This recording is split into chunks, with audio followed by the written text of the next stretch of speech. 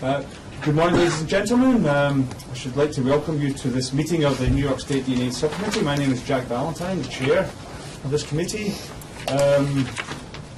For the record, we have 5 members of the subcommittee present today. Doctors Kidd, Bieber, Eastman, Sozer and myself. 2 members are absent and they send their regards, Drs. Batzer and Buell. Okay, the first item on the agenda would be the review and approval of the meeting agenda that we have here. The committee has a copy of the proposed agenda.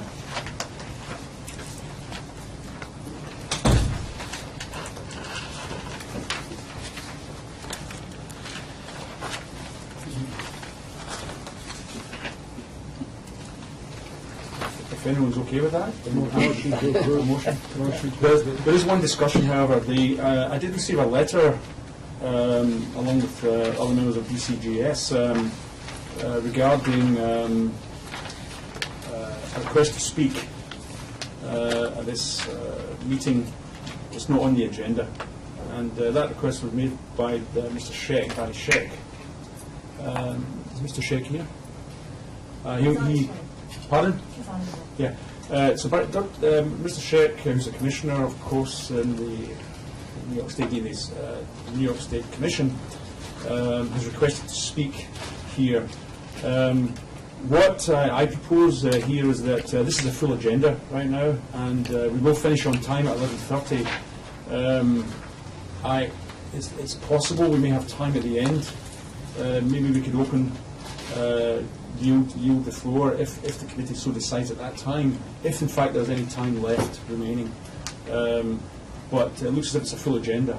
So my view on this is basically to see if there is time at the end to open it up, allow the committee to make a decision whether or not we would yield the floor to Mr. Scheck. He wants 15 minutes, so we'd have to see how much time is available at the end. Okay, that's just as a chair. We'll see. That's all I can offer, because at the moment there's a full agenda. Okay. So if we have time at the end, we will open it up. We can vote. And we'll tell them how much time. What's 15 minutes? If there's less than 15 minutes, we can perhaps say we've got X number of minutes if we have time. Okay. So anyway, with that, any other discussion on the agenda item? Is there a motion to accept it as is? So moved. Yeah. Discussion. Okay. All those in favour of accepting? Aye. Yeah. So we can proceed. The first substantive item then is the review and approval of the draft minutes from the last meeting, September 5th. And we have draft minutes from the last meeting.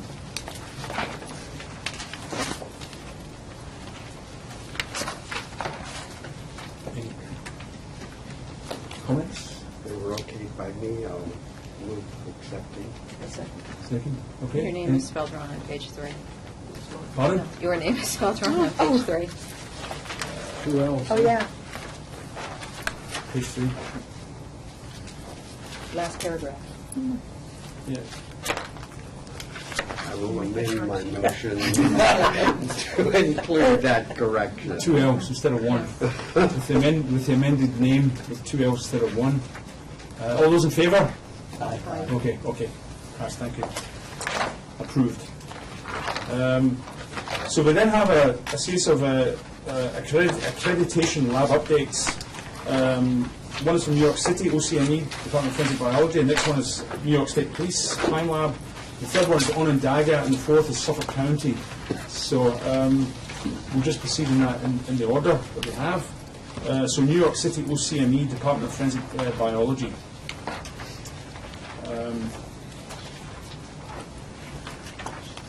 So we have several items here, and I see we have representatives from OCME here.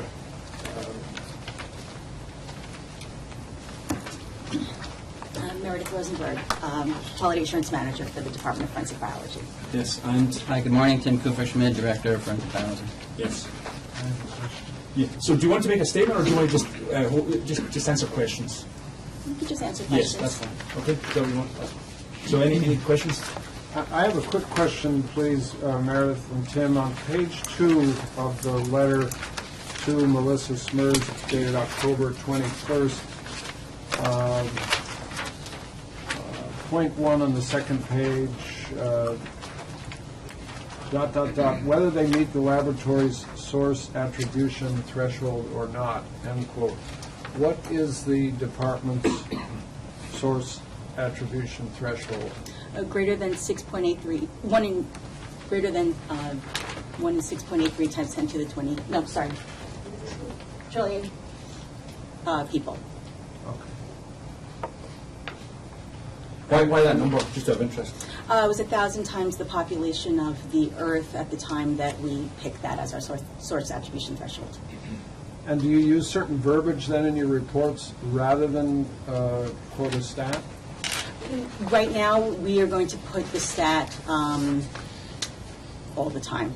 If it's source, we will say they are the source of, and if it's less than source, we'll list the stat, but we'll say they could be the source of that sample.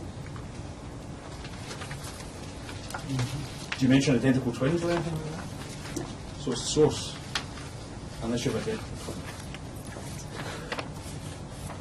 Or triplet. Well, picking up on that point, what do you do?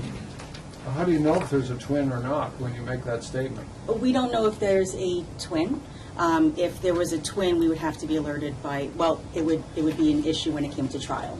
So the ADA would have to determine birth certificates or something like that. But for our purposes, if we have a male donor A in a case and it matches the person that's submitted to our laboratory as an exemplar, we will determine if they are or are not the source of that profile from the evidence. That's all. That's our limitation that we can do. I'm unhappy with that wording because it assumes chain of custody is perfect.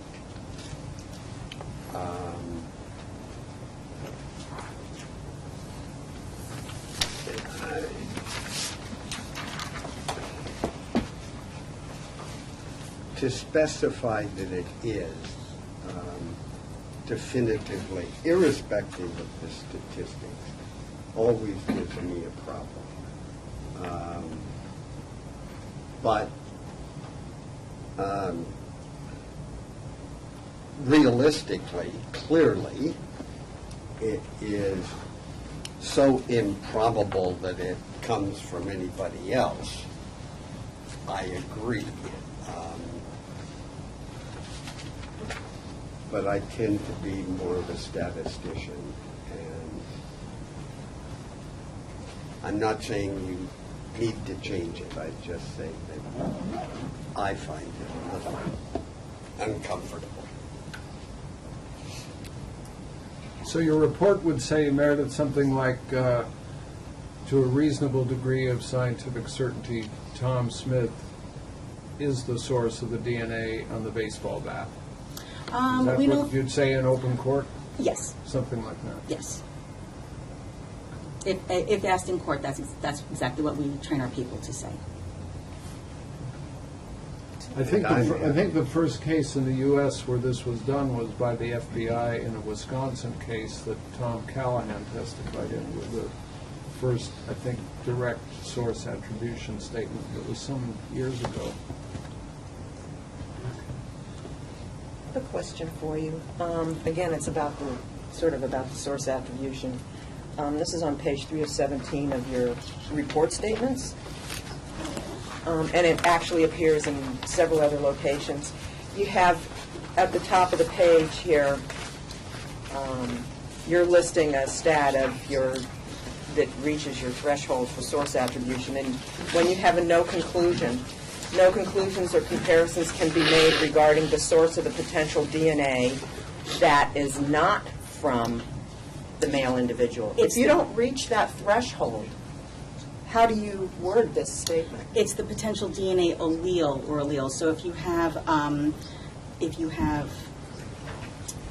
a 15 locus profile, let's say, and it's predominantly a clean DNA profile, meaning that there's no indication at multiple locations that there's a mixture.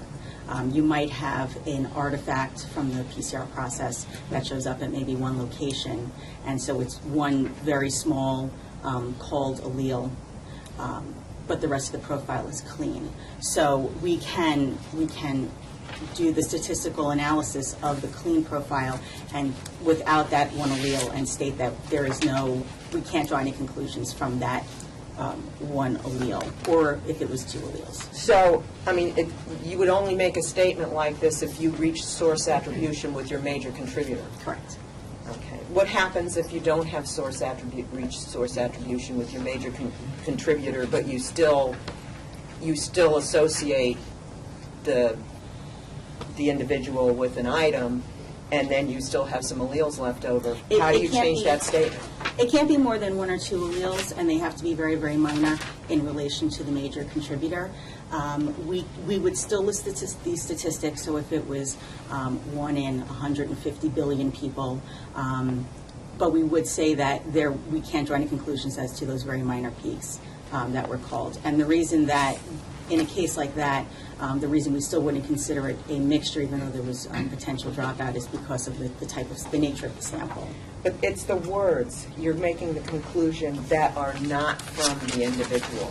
That's meaning that if you don't meet your thresholds and you haven't made source attribution, then how can you conclude that you're concluding in the negative that the profile that you associated with the individual came from that individual, not a probability that it came from the individual, because you're saying it's not from the individual. This is page 3? Yeah, At the top of page 3. top of page 3. So this... Which means you concluded source attribution.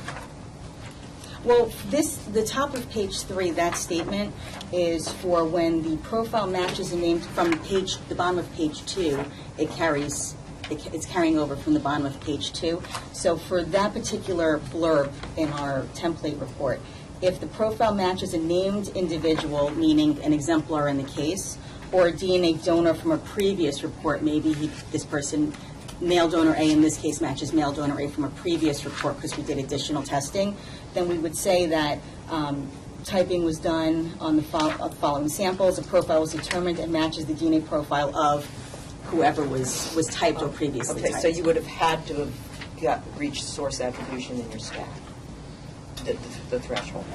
Well, it's because your no conclusion statement is assuming that the profile came from the individual because it says not from the individual.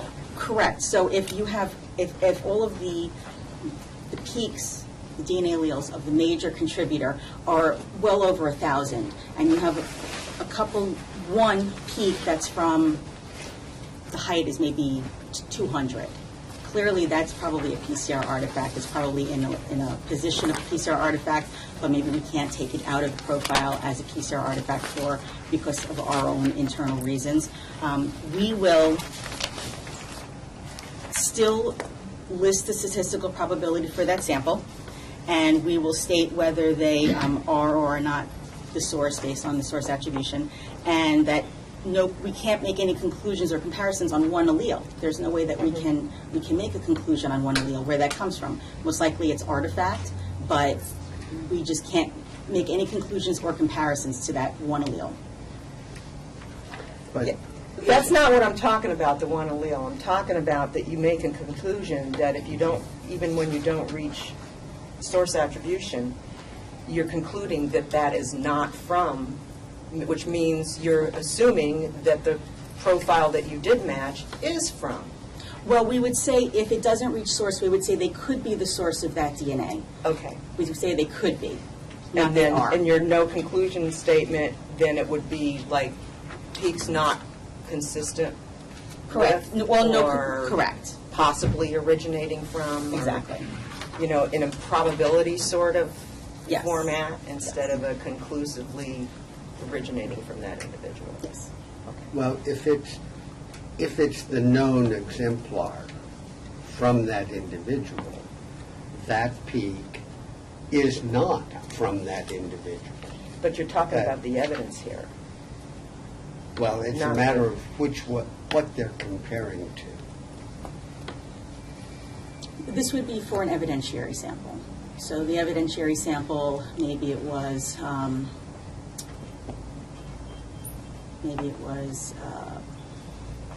dried secretion swab off of their body, and predominantly it was the complainant's DNA profile, and there was just one stray peak that we saw, and we can't draw any conclusions to it, but the rest of the profile is from the person that they took the swab off of their skin.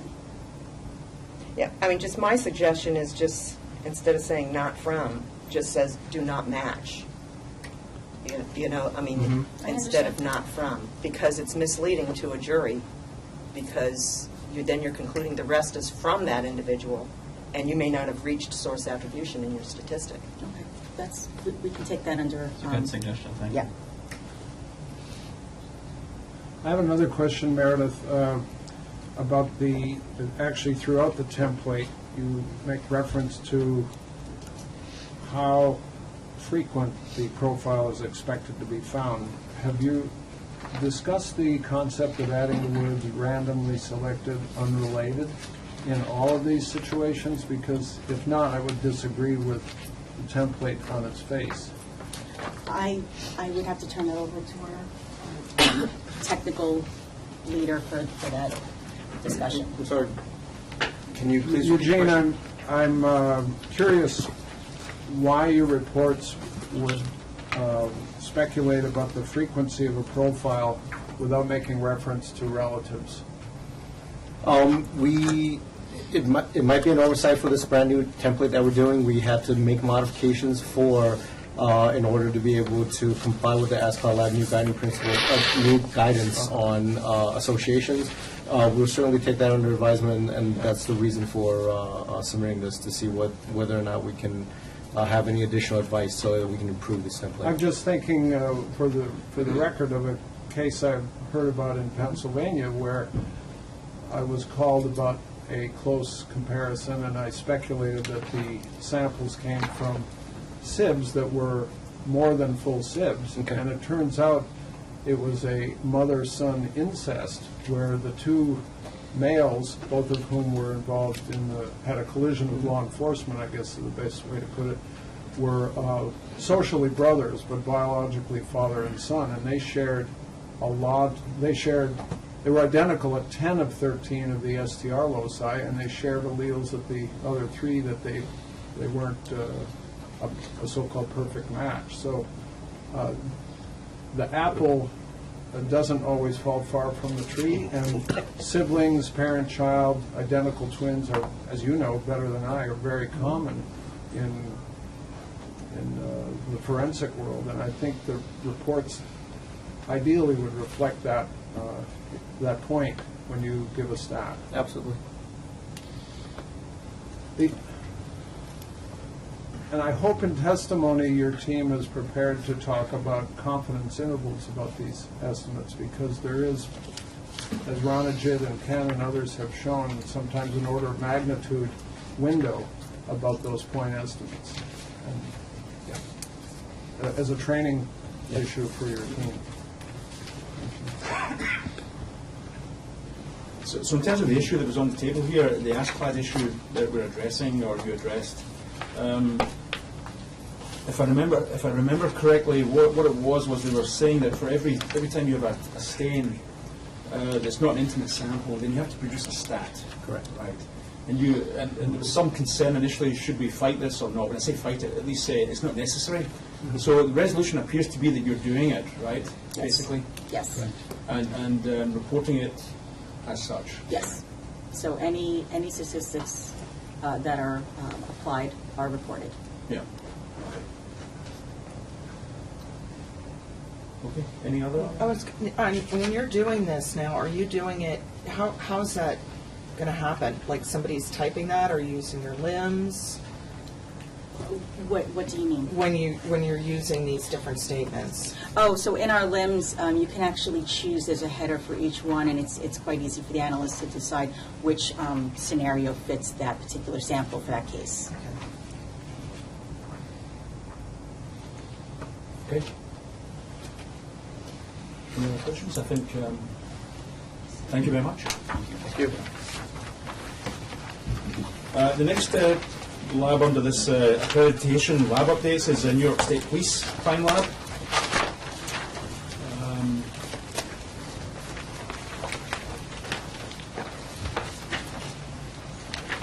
So we have representatives from the New York State Police here.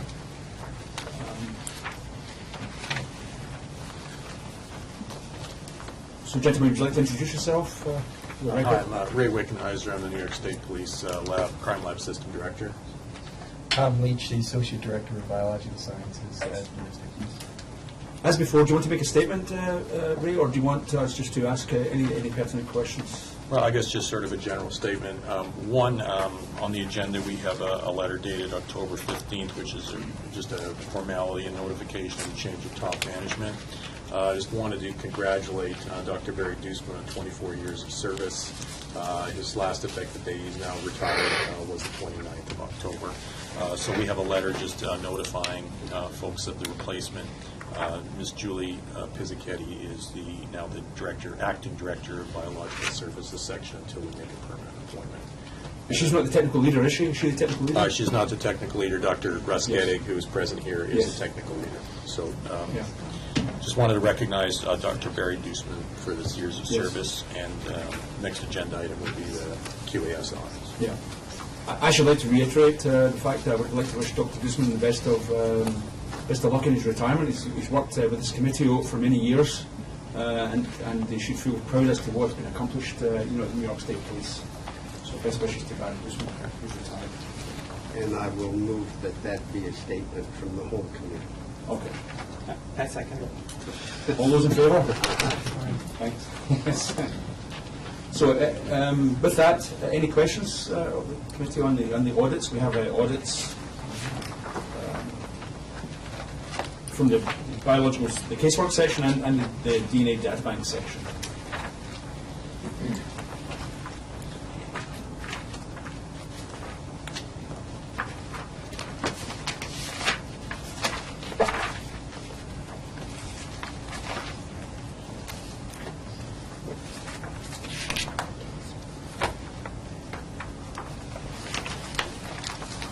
Have you checked the hoods? I mean, that's it. Yeah, I had a question on the hoods.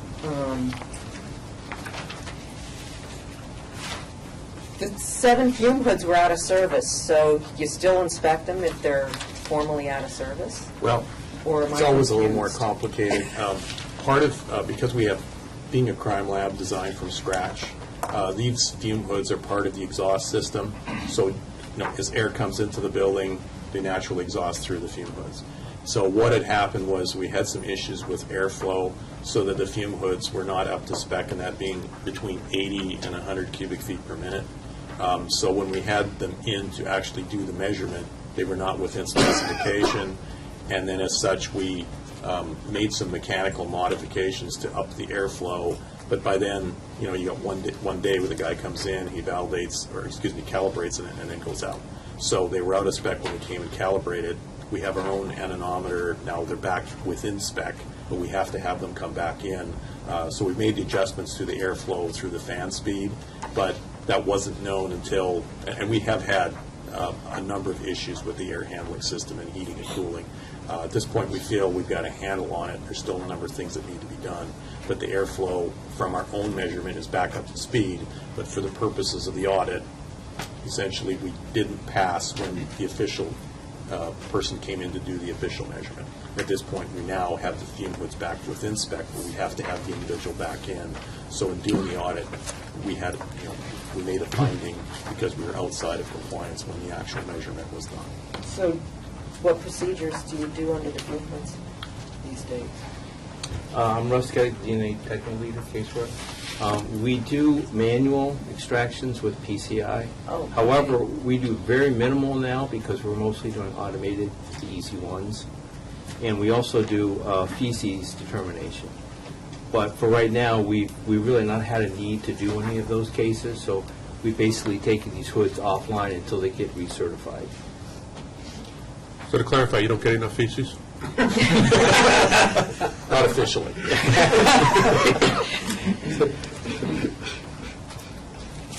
I have a question regarding the CODIS operation there. Have you run any runs comparing each sample against one another for 1 and 2 locus mismatches to check for housekeeping errors that can creep into a system through manual entries and so on? Yeah, so in the normal search for CODIS, there's a mismatch search. It's part of the normal state search that we do.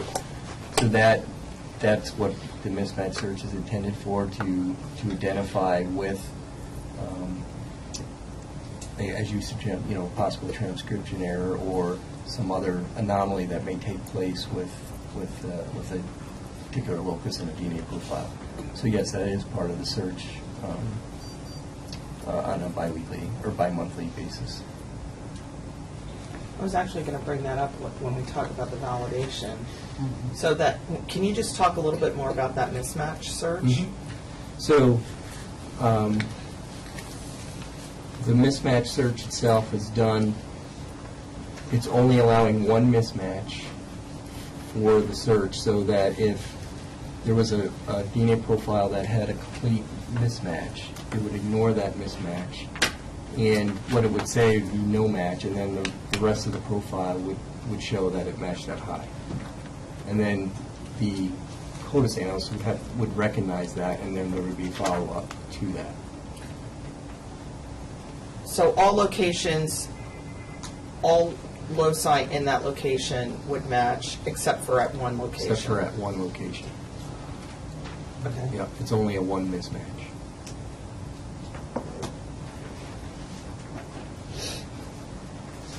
How do you monitor your equipment now? See, these are both equipment, just issues with equipment.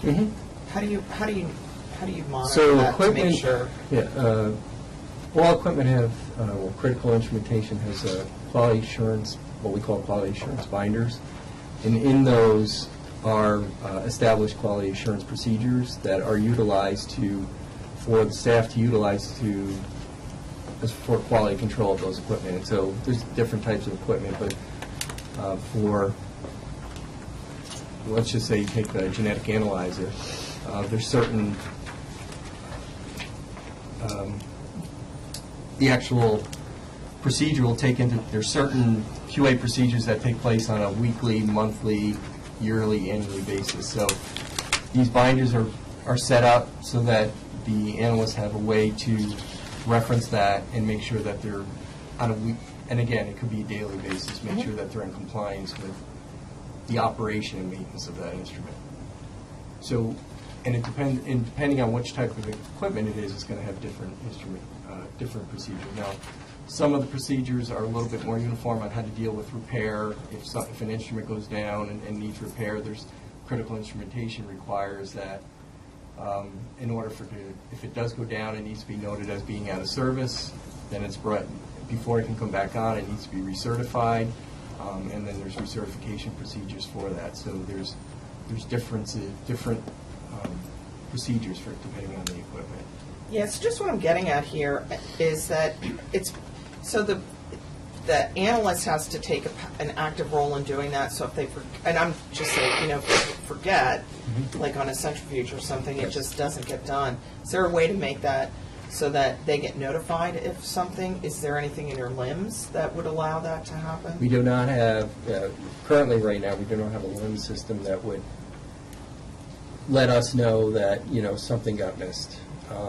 Our analytical process is not actually integrated into LIMS at this point, but we are actually actively pursuing that currently in a grant-funded, we just received grant funding to pursue this exactly what you're talking about, to try and integrate a LIMS system into our analytical process so that we can have those types of notifications and have those alerts to analysts during their, when they're operating their instrument or during their analysis. If I could just follow up on that. In fact, we had a meeting yesterday, and one of the agenda items was just this very program, of which, and again, it's the machinery of our ITS system, presenting it as a project and getting the funding and going through the process. So certainly, we in the future will be absolutely trying to build all these things in. Because I think that would address both of these issues that we're talking about. Yeah.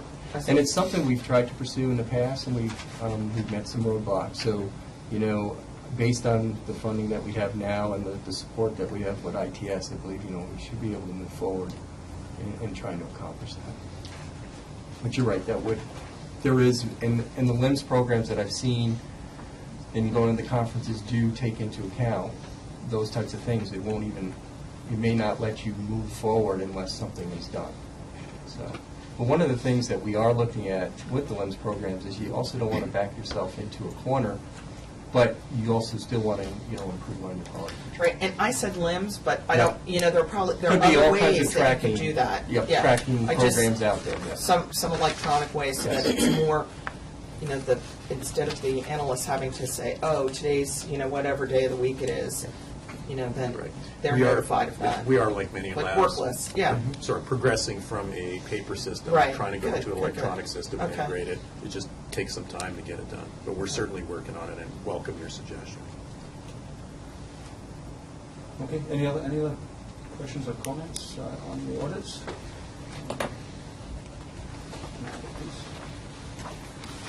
No? Okay, thank you very much. Thank you.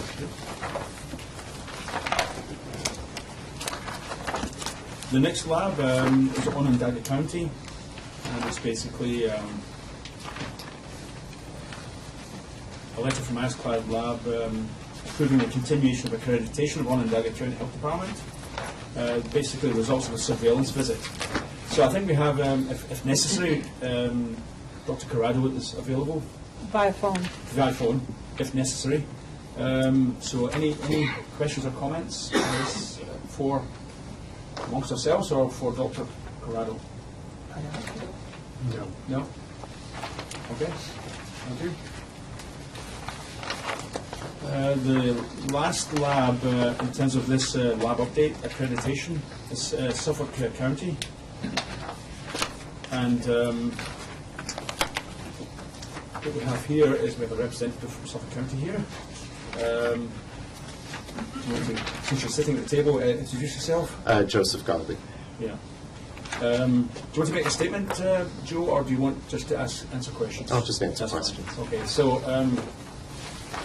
we have several items similar to the previous lab. There's a surveillance visit from ASCLD Lab, and an additional lab visit by E2LA, which seems to be a new group on the market here.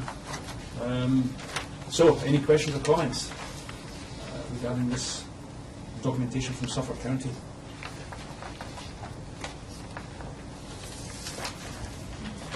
And I believe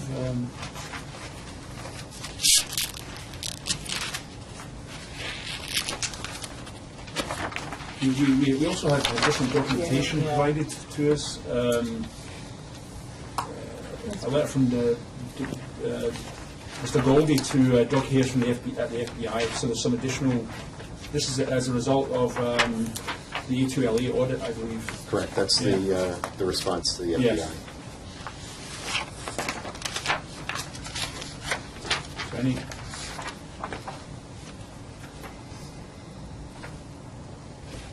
So the ASCLD Lab was a surveillance visit. They said everything's fine, right? And That's then you had right. A2LA come in. Now, what was the purpose of A2LA? Was that what was the purpose of having them coming in now after the surveillance visit? Why did A2LA come Well, in? A2LA was there, they came before the surveillance visit. They were there for our external audit. The surveillance visit doesn't cover the what's needed for the external QAS audit. Okay. And so A2LA, that seems to be a newish group. Is that right? Coming into the. They've been around a couple of years. This is the first time we've used them. Yeah. Okay. And so, as a result of that audit, there was a couple of the finding there was a finding on regarding mixture, Correct. major minor. So, what was the resolution to that? Basically, We had not had in our procedures a specific procedure for defining what a major component was. So paperwork that you receive now was our resolution to it. We've made changes to our procedures. Those will go into effect on December 1st.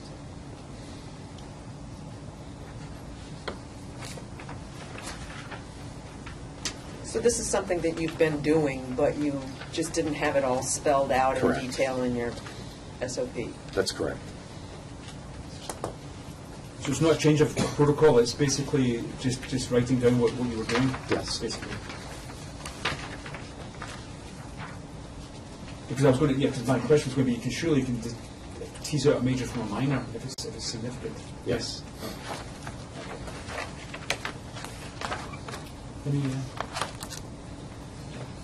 questions or comments?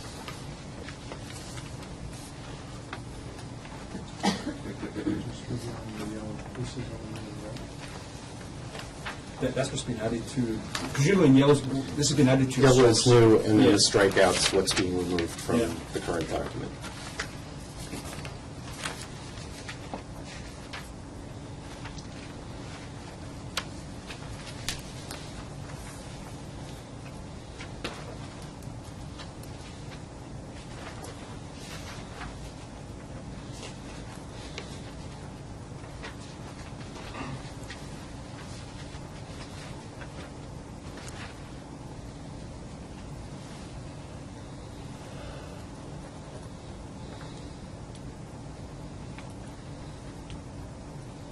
Time period, or? I just have a question about the mixture ratio table.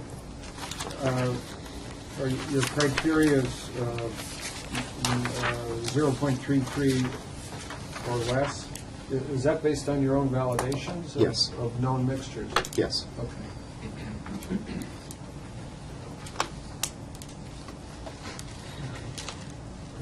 Any other comment, questions? Okay, thank you. Thank you.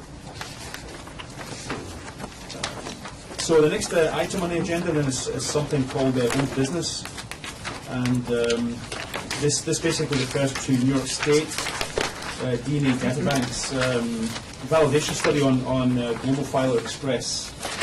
And if you remember, the last meeting we approved the use of Global Filer Express direct amplification kit for direct amplification of single source samples, with the proviso, of course, that this does not include, the validation did not include the use of expert systems at that time. It was for manual interpretation. And so what we have is an update to some of the I think some members of the committee had questions regarding some of the validation studies. And what we seem to have in the document here as documents are some corrections or additions to the original validation document, from what I can see. So do you want to make a statement, or do you want to just answer questions? Well, I had put together just a presentation of the material was here. I didn't know whether you wanted that up on the screen, or we can just talk through the material that you You have a have. presentation? Yep, but it's just a presentation, that's what's, It's what's in our it's what we have, yeah. Yeah. So it's So- up to the DNA. Let's see committee. if we get any questions. If there's no questions, then there's no need. If there's questions, I can certainly talk through yes. the material if you'd like. Yeah. Right, yeah, the brief statement would be, there was a number of questions that came out of the discussion. We certainly appreciated those points. I think it's made for more thorough validation. So what we've got is material to address each of those questions. Really, in essence, you gave us some homework, we went, did the homework, came back, and here's the report. So you have to give a presentation again, but if we can, it's up to us. Basically, they're ready to do so. Yeah, so, thank you very much. The biggest issue that I see in the switch is what we just briefly talked about before, is just that it looks like some of the primers are different, that there's going to be some slight variations in the alleles that one sees, and how that would be impacted in a database, both internally within within your own state, within your own lab, or within your own state, or across different agencies. That's true. So I think, And this is probably not only a question, it's a bigger Right. question across the industry, I think. right. I think the issues that we saw, in particular the primer site mutation, and as well as the severe peak imbalance, that's something that has been part of the industry for a number of years. Yeah. And whether it's, the different kits, Co-Filer, Profiler Plus, Identifiler, now Global Filer, this is going to, we will see some of those differences taking place. But the differences in these cases where it's taking place is that there is an allele that is not typed, or it's missed, or it's severely imbalanced, so it falls under threshold, but the other allele is there and it's labeled. So we're getting a low homozygote allele call, but we're not identifying with that second allele that's the heterozygote. And it's something that we've certainly seen in the past. When it comes to the search itself, when that search takes place, in that particular case, it's not a mismatch. What would come up as is a moderate at that locus. So you'll get high at all the other loci, And moderate at that one. but moderate at that Okay. loci, which they will identify with right away, and that would be dealt with. So in all those cases, it's not like it'll be a mismatch. It would be matched Okay. at moderate because that one allele is missing.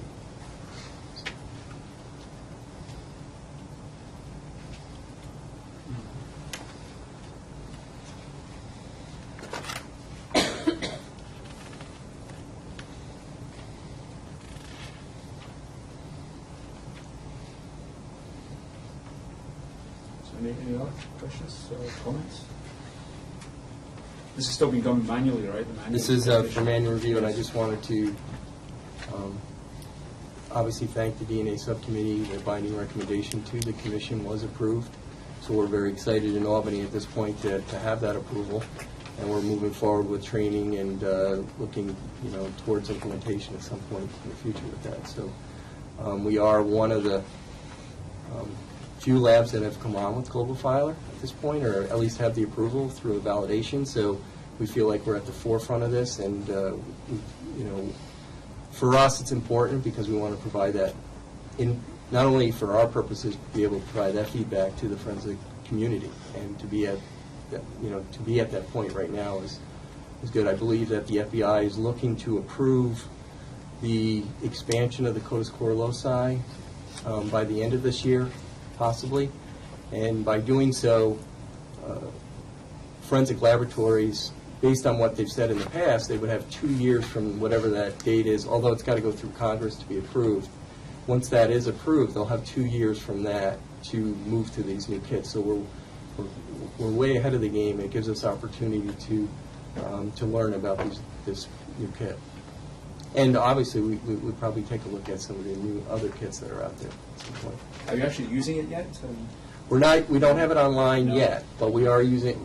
We're developing the training program, finishing the training program, and we're going to look to implement it on at a manual basis, cautiously, for quality control. But the other thing that I could probably give an update on is we had mentioned previously that we were working with TrueAllele, the expert system, in conjunction with Global Filer. That was our next step, so we're still working through that. What we're finding with the expert system and Global Filer Express, which is a direct dam chemistry, is that because it's not quanted, we see more fluctuation in data, so we obviously see more rule fires going on with expert systems. So, in looking at the data, it's just taken us a little bit longer to come to optimize the custom thresholds, the rule settings, and with the expert system. And we're also looking not only at that, but we're comparing it to GMAP or IDX as well as an expert system. So we're trying to take the opportunity that we have now, because we're not under the a gun to bring everything on, to try and evaluate everything and bring it on properly, which is a good position to be in at this point. So. And we're very excited about not only the opportunity to be more in the way on the forefront, but the efficiencies that it is going to bring. But obviously, there's a big amount of investment in terms of getting all of this done. But I think we're now on the backside of it, and we're very excited about what this is going to bring. It's just a matter of getting it into place, and again, doing it in a very structured way to ensure we're getting the quality all the way. And I know that the validation team that worked on this wanted to just pass along their appreciation for pointing out the issues here and clarifications in our validation, because that will help us in our future audits. So, thank you. Okay. Thank you. Thank you. So the next item, new business, there are several sub-items. The first one is a proposed code of conduct. This is basically a proposed code of conduct for members of the DNA subcommittee itself. Do you want to say anything about this at all, anyone from PCGS? Or? Go ahead, No? you want to, or you? I think some issues were raised by DNA subcommittee members about, potential conflicts with other activities that they do, and obviously you're all very much engaged in different aspects of the field, and you were looking to DCGS for some clarification. So based on that, and if I misspeak, feel free to correct. I think our legal department reached out to Jacob, the Joint Commission on Public Ethics, and worked together to kind of draft something that's similar in other open public bodies. And we're just putting it forward to you so that way, your other work isn't affected by your work on the subcommittee, because we all appreciate, the time and effort you do. No one on this subcommittee is paid to be here, but we appreciate the work that you do and want to make sure also that there's no potential conflicts with other aspects. I have a question, Brian and Gina, on page 2 of this proposed document. Bullet point 3, a member should recuse himself or herself from voting on matters pertaining to the work product of a lab when no member has been retained or paid to challenge such work product in litigation. What work product or products are you referring to, and what lab or labs are you referring to? I think hypothetically, and again, feel free to correct me if I misspeak, but hypothetically, should there be a case in, let's make a county that doesn't have a DNA lab, we'll say in Rockland County, there's no DNA lab, and you're hired as a consultant against the Rockland County lab, in that particular case, if the Rockland County lab came for a vote, you would recuse yourself from that vote since you are in an adversarial capacity within the court system. Okay, the wording is confusing. You're talking about a New York State? Yes. Correct. Yes, any lab that falls under the jurisdiction of the subcommittee, should you be engaged in casework, defense-related casework with that laboratory, or that laboratory's work product, ultimately the case results, the analytical work. So if Dr. Kidd, in a hypothetical, disagreed with the stat proposed by the Wichita police in a Kansas Bureau of Investigation case, and they were using a piece of software for their stats that was also used on Long Island, does that present a conflict for Dr. Kidd in this hypothetical? You had me till the end. I was ready with the answer till the end, and I think what happens is, you can clearly seek clarification on those issues as they arise. So if something comes up, or if at any point you feel conflicted, and again, it's not, what it is the whole reason for this was something that was kind of requested by a member of the subcommittee, because we want to make sure that you have the ability to still serve on the subcommittee, yet not feel conflicted in what you have or what you can do. So you didn't answer the question. No, I better. I almost should be a member of the legal department. Trouble with that. I think Fred's bringing up an interesting point.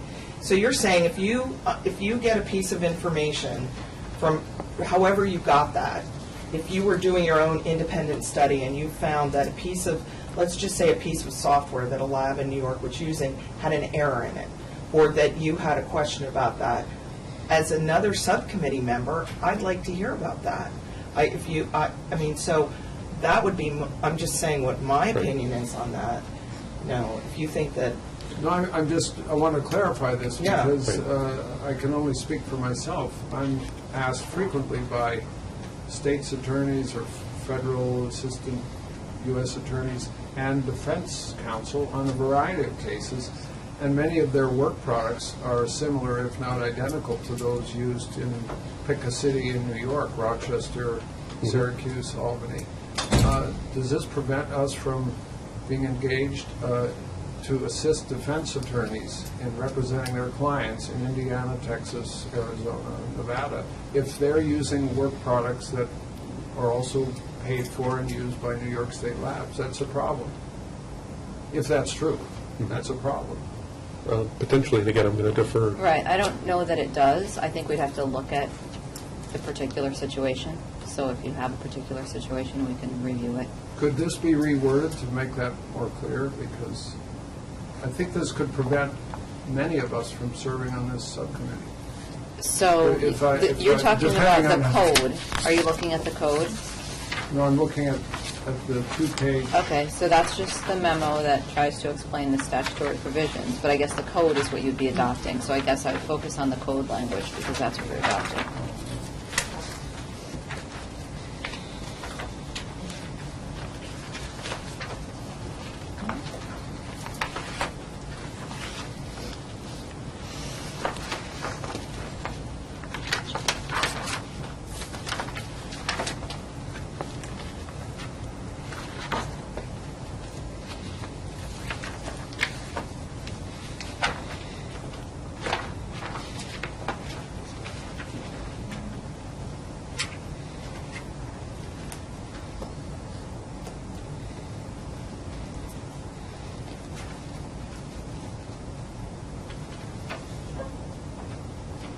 Well, And I guess it doesn't I prevent- don't think it addresses my question. Okay, and I guess it doesn't prevent you from serving. It just says you should recuse yourself if you feel you have a conflict.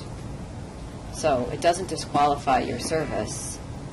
And I think also, given the example that you provided before, just that you would recuse yourself on a vote on that specific issue with the lab doesn't mean you can't push that issue to the DNA subcommittee and say, well, I'm not going to vote on this. I've seen this in a different jurisdiction, and this is something that concerns me. So what happened is, in that case, I think it would be not only due diligence, but the outside work would benefit New York because you would have more exposure to maybe something you wouldn't see at the level of detail that you would here. So my interpretation, if I were reading this and it was applying to me, would be I would not vote in this body on it if the lab was before, but I would bring the attention to that issue and say, I would recommend you look at this, but because I'm involved in litigation in a different jurisdiction, I won't talk about it here, but to me, this concerns me, and then that would be brought to the subcommittee could go and deal with it. Okay, so if that's the case, then we would have to modify the penultimate paragraph on page 2, Which one? where it says if a member, and avoid discussion of the matter. So we would just take out and avoid discussion of the matter. Okay. But even then, you would present the topic. I would think that this would still be apt because you would bring the topic to discussion. But that's But you wouldn't discuss discussing it. So I guess, But we get here into an area that certainly affects me. I collaborate with LifeTech on other issues unrelated to their STR kits, but it's the same company. I'm not paid, but I collaborate and I get a lot of benefits for the laboratory. Does that mean I should not participate in any discussion of a lab that is using one of those kits for their STR analysis? Which would be every lab, every single lab. Every Right. lab in the state uses. I would think, and again, this is my interpretation of it, that it wouldn't preclude you from discussion of it, but it would preclude you about a validation of a LifeTech product. So if they're coming up with a new LifeTech product, I wouldn't be voting on the validation of it. But obviously, if you have someone that makes Eppendorf tubes that every single lab in the country works for, that you do consulting with, that would not, in my opinion, be a conflict. That would not be. But as I said, if you are working for, DNA Express, I don't know if it exists, I hope it doesn't, have made it up fictitious, and DNA Express makes the new 75 loci kit because apparently 45 isn't enough, and you're coming down and you're working and doing consulting with them, then I think it would be inappropriate if you worked on that validation, if you worked on marketing, to be voting on it as approved. and I guess Even those though it's a nuanced questions completely we would want to separate discuss. area. But that would be specific to it. That kit would be specific to what it is. But if DNA Express also did other stuff, then I don't see a problem with it. Maybe we could take it one step at a time and have this as more of a working document. Would that be possible to kind of bring up if those happen? I mean, for me, it's an ongoing collaboration with the company that's As part of your existed as part of my research. Yeah.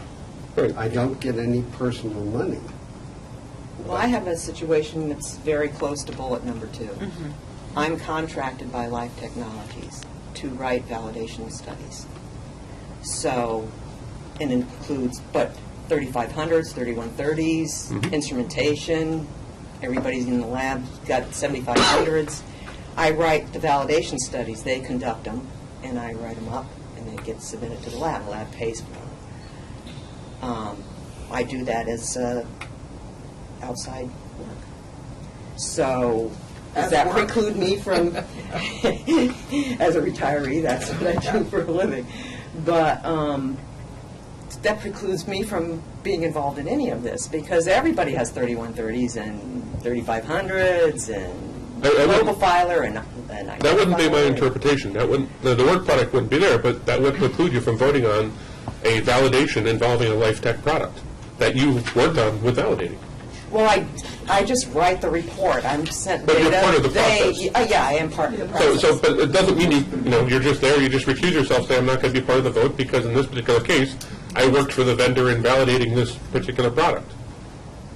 Okay. And maybe take it out of a forensic context and say, that you work for PepsiCo, okay, and 1940 they introduced Mountain Dew, then in 2001 they introduced Mountain Dew Code Red, and you're the person that basically was the one that introduced that, and it's coming forward to say, should we approve Mountain Dew Code Red?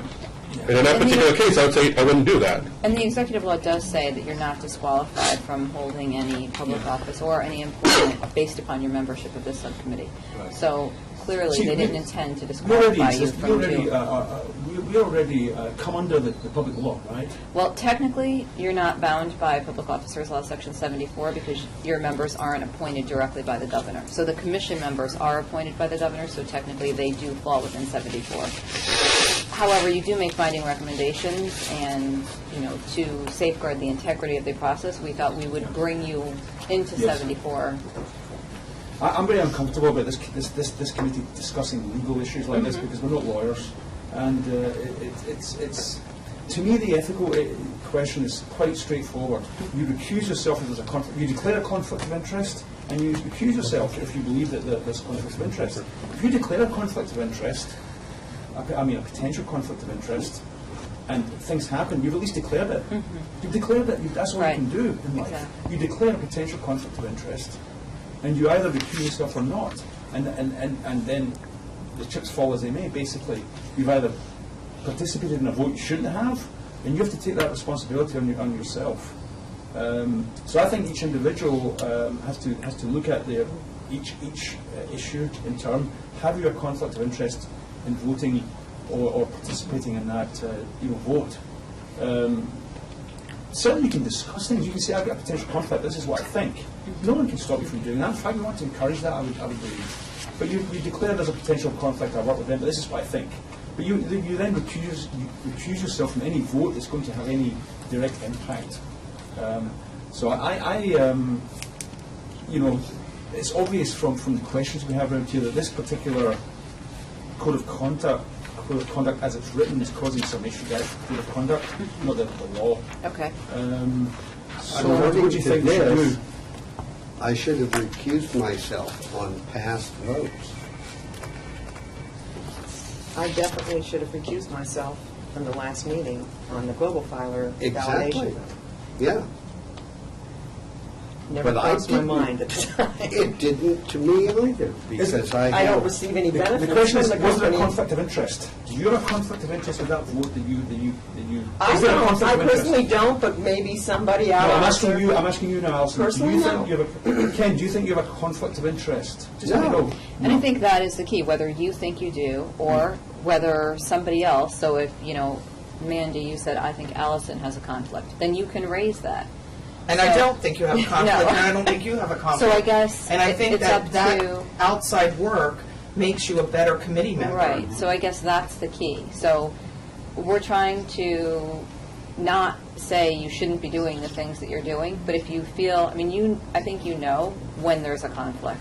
Now, Allison, if you had done that validation study, I Yeah, that's Correct, that's right. different. That's then I different, would think exactly. differently. Yeah. Or if I had consulted, or they were giving me assays to run in my lab of the new kit, Yes. then I might have a conflict. But I'm dealing with them with SNPs. for God's sake. I think an example where I feel that it would be a conflict is if I wrote the report that a laboratory is presenting here Right. for Clear- Yes, right, that- clearly. I think validation everyone stuff. would agree that would be a Yeah, conflict. okay. So, Yeah, that, I would, I think certain cases are more clear, and again, if you're a defense consultant against the whatever county lab, and then you're in a position to vote on issues for that lab, that does perceive a conflict, at least in my mind. But maybe, again, that's something maybe you can discuss, but I think the ones that are readily apparent are just that, readily apparent, and other ones are maybe more tangential. I'd like to make a comment, Mr. Chairman, and a suggestion to Gina and Brian.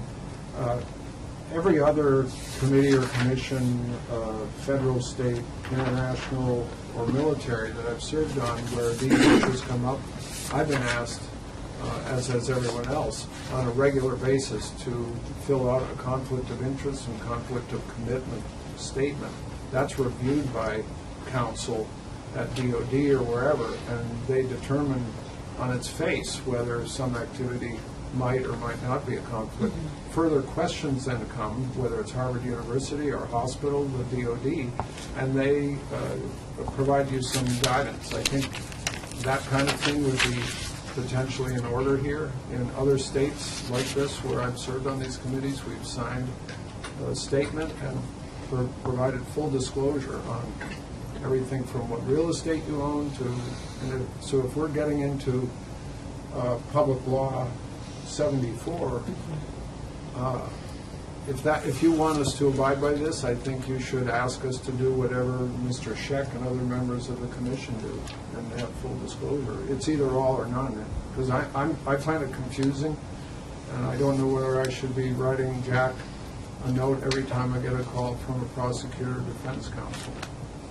I see some potential overlap for things that we do in and out of our academic or professional work that theoretically could be potentially concerning for any committee that we serve on, including this one. And So I don't think it's fair to ask us to abide by Public Law 74 on an informal basis.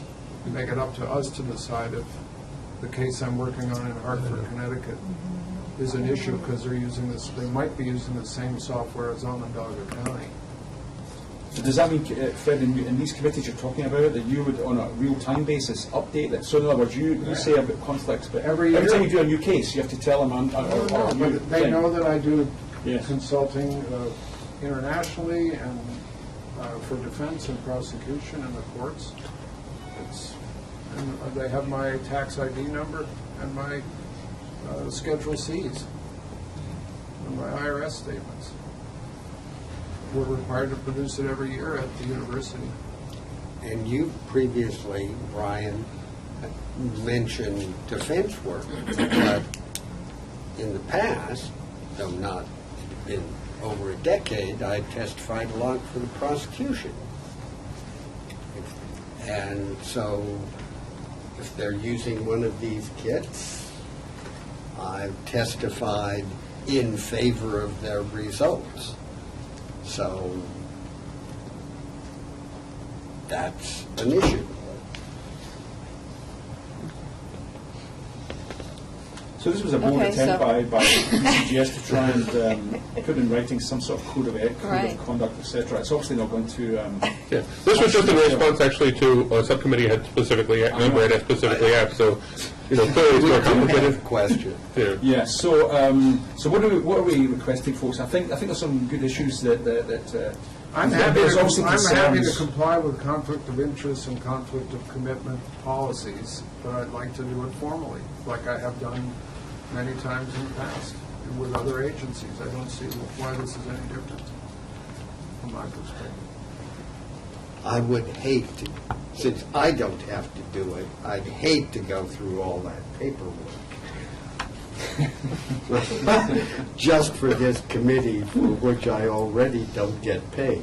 Well, how onerous is it, Gina, for Mr. Scheck and other members of the commission? They don't do it either yet now, right now, because if you're not actually, although they're subject to 74, they don't have to file financial disclosures at this point in time. So is there a way to There's a difference between financial disclosures and the kinds of disclosures they're talking about. Well, I think Fred is talking about, he's talking about all financial disclosures. You're saying you provide. Well, it depends on the agency. Some have asked for everything that I've done in the last year and how much money I earned doing it. It depends on the organization. I'm talking about the state ethics form, which include financial disclosures, but they ask you, 30 questions about everything that you're doing, outside employment, all of those things. So that state employees need to fill out, which is, it's called a financial disclosure form, but it's much more broad than just financial. I would just, this I think requires some thought, and because there are all kinds of disclosures, you make disclosures when you're about to testify about prior cases where you've testified. That may be a much more limited kind of disclosure that would be relevant here. Probably my personal suggestion to you is to, we should think about it from the point of view of the full commission and lawyering, because we want you to be able to serve and review all the materials that are appropriate, make those public in every way that are, appropriate scientifically. But I can tell you that I certainly haven't given this any thought, and for your purposes. And So as far as this code, this was drafted in conjunction with JCOPE, and this is what they use for other commissions and agencies in New York. So this is primarily based on many of their suggestions to us. So we had a more limited one, and they had asked to have additional things be included. So, but you are under no obligation to accept it. You can make suggestions. We can go back to the drawing board. So, Well, it's obvious we're not going to vote on this today. Because there's too many questions regarding the proposed code of conduct. It's causing issues. So what do you think we should do, folks, with regard to this? The way it's worded would simply force me to recuse myself from a lot of the votes the committee has taken. And but you see, that would be a shame, because you just indicated that you don't have a conflict of interest with regard to that. So, that's more important to someone like me than some document that we haven't approved yet. Right. I think that it's it just would be prudent to continue as we are right now, the way we've always continued. Then you have to recuse yourself from a vote where you think that you have a conflict of interest, or not only that you think that it may be perceived as being a conflict of interest by anyone else, right? And you have to declare that. So, which is what the conflict of interest provision and recusal provision does say. Yes. So maybe the examples are too limiting, but those two sections, conflict of interest, says you shouldn't have a financial, indirect, or direct interest that's in substantial conflict with the proper discharge of your duties, and you should recuse when your impartiality might reasonably be questioned due to financial or personal interest. So I'm not sure we're changing anything, but I guess that's. But maybe if you look at that, maybe the objectionable part is the entire page 2, right? Yes, that seems to be the So if you look at page 1, I don't know, Gina, from your perspective, if you can you adopt page 1 and not page 2? Because then you actually have what you're talking about, you have something done, and you have some forward movement. And again, if not. But if you look at page 1 and page 1... Do you want to take it, look at it, and move to the next meeting? Can I suggest the following? We now think this is an important issue. Why don't we table this motion until the next round? We look at this in more detail and think whether or not the suggestion that was being made of whether, first of all, look at the first document, the proposed code of conduct, which has generic language. But this more precise document, which is causing the problem on page 2, whether or not we can reconcile, the two documents. Meaning, one suggestion is to remove page 2, as long as page 1 is entirely consistent with document 1. The second paragraph on page 1 under conflict, which is in substantial conflict with the proper discharge of his or her duty, clearly allows a lot of subjective interpretation of what is a substantial conflict. Yeah. And that could be raised if one thinks it might rise to that level. And That's true, and that's up to you to do under the recusal section, if you feel that there's a conflict. and that's Which the is way I've assuming, operated so I'm far. assuming that's what you do right now. I think Yeah. that this should be brought up with the Commission. The And it is DNA going to- subcommittee started looking at this. There are some problems associated with this from the standpoint of some members of this committee, because some of the standard duties that they carry out seem to be and could be regarded as being a conflict of interest, although the members themselves don't believe they are. Right. But there is an issue, just so at least the Commission is aware. I know we've got a Commissioner here, but at least we formally tell the Commission that basically there is an issue here on the table, and we can't resolve this right now ourselves. But we are aware that this is an issue that we raised ourselves, in fact, I believe, and we haven't reached a resolution yet as such. Sure. We're just seeking As guidance. seeking guidance, To any guidance that they can provide. balance- I think any to guidance. balance Yes, not doing something that's inappropriate Yeah. and providing the best service that we can. just any guidance that. And inadvertently doing something that's inappropriate, so. I promise you this because I am also serving on the Legal Resource Committee for the National Institute of Standards and Technology, and I think it's part of our function to provide guidance on this, and we're actually trying to formulate a code of ethics on issues of disclosure.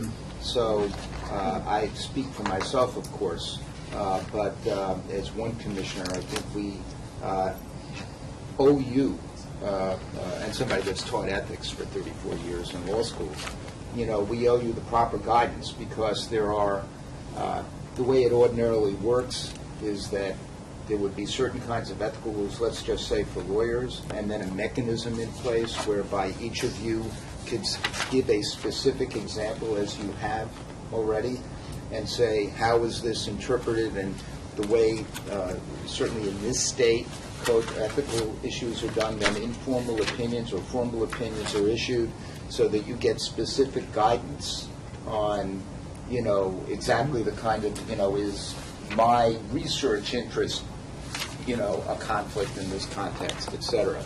And then there's other issues of proprietary information. And then you have passed on True Allele, for example, and there's lots of issues going on the courts now as to whether Mr. Perlin has to disclose his code, right? And so, to the extent that you saw that, how does that affect you, et cetera? So, we owe you a better answer. And with all respect to Brian, I don't think we should be taking his legal opinions here in answer to your question. We need as he said, he is not a lawyer. Yep, go to the horse's mouth as opposed to the other end. I'm good with that. Okay. So, but we're still not allowed to break the law, folks. Okay. So thank you. I think it's a Thank good you. discussion that's starting. Yeah, and it's obviously something that's at the national level as well, as we just heard, issues. Okay, the next item on the agenda is Erie County, Department of Central Police Services, Erie County, and StarMix implementation validation. So we have representatives from Erie County here, and we have a documentation provided to us, and there's a presentation, I believe. Now, how long, I need to ask you this question, how long is the proposed presentation? Well, there are a lot of slides, but I do plan on going quickly. We're going to try to get a hold of Dr. Buckleton, who is in Syracuse, completing training there. He is on a short time frame, so I do want him to be available since he's one of the developers, in case you have any questions. So This is where the issue is. The issue is that we're going to finish at 11:30. We have to finish at 11:30. We don't have a lot of time here. There's a lot of documentation, a lot of material, and we only received this like 10 days ago as well. And I only got this morning. Yeah, and Ken only got some recent documentation this morning. My suggestion is that this, because this is the first time we've heard from you, we haven't heard you yet, but this is going to be the first time we've heard from you in terms of any substantive work done in this system. My suggestion is to provide a reasonably brief overview of the system, what you're doing, what you've done up to now, Okay. how you're going to proceed further, if at all, and take any questions that you may get, feedback you get from the committee. But that has to be done within a reasonable time frame, because we haven't had time. I know I have not had time myself to review all of the documentation that you've provided.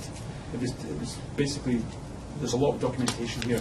Not so much in terms of the data, but the actual documentation of the system. So I think, for the purposes of this committee, it would be useful to understand the system better itself. What is STRMix? What is it? How does it differ from what you're doing now? And what the advantages would be, what you've done up till now? Rather than go into every single part of the study, because at the end of the day, you want to get feedback from the committee, and I'm sure the committee has several questions that they can make to you. So I don't think we have time to say, for example, proceed with a half an hour presentation. So 10 or 15 minutes, John, I think is all we can provide Absolutely. at this moment in time. Can I just make a suggestion? Because I know that you had said something a couple committee meetings ago, that this was starting, and I want to just relate to what New York State did, that it might be nice if a lab is, you had kind of mentioned this, so I'm not being critical at this, but just in the future, like if a lab is starting to bring something on, it might be nice for us to hear that at the beginning and get an overview of what's happening, and then it might make the whole process go a little bit faster, so that it's, That's what I'm trying to do. That's what I'm trying to do right now. Right. That's exactly what I'm doing right now. I know you are, and I'm just saying in the So, future that we may want to kind of adopt that as a process. Yes. I think it's a good idea. Yeah. Okay, John? Okay. Could you introduce yourself? John Simmons, I'm the director of the Erie County Forensic Lab and also the DNA technical leader, and I brought with me, Thomas Grell, forensic biologist. he was instrumental in doing a lot of the laboratory portion of the validation studies that we ran. All right, so if we can just get the projector turned on, and I will absolutely be quick about this. I No, think it's it's my not. time now. No, it's turned down. You turn it- Now you're going to kick it up. It'll warm up. Didn't have time to warm it up, right?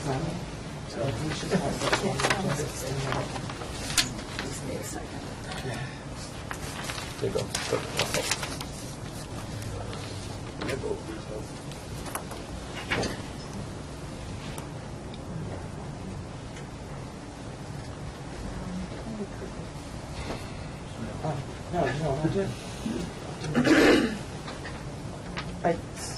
I moved the projector instead, so. All right. So here's the background of StarMix. It's used to interpret DNA profiles. It is a fully continuous model, similar or analogous to True Allele. Those are the only two fully continuous models that I'm aware of. It can handle up to 4 contributors. It is also compares reference DNA profiles to a single source or a mixed DNA profile. It generates a measure of the weight of the evidence. And it uses likelihood ratio, so we use propositions of HP and HD throughout the process.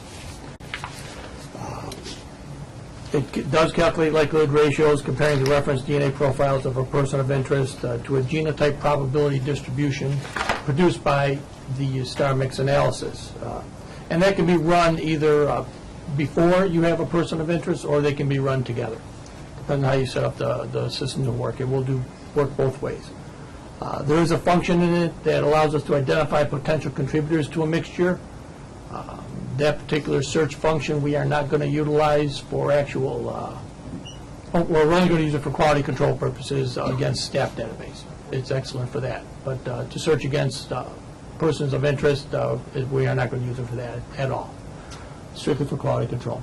It does allow us to incorporate multiple electropherograms into one analysis. In other words, one of the key things during the training that they address is sometimes StarMix will have a problem in deconvoluting a profile. And what it does, it's usually because of the biology.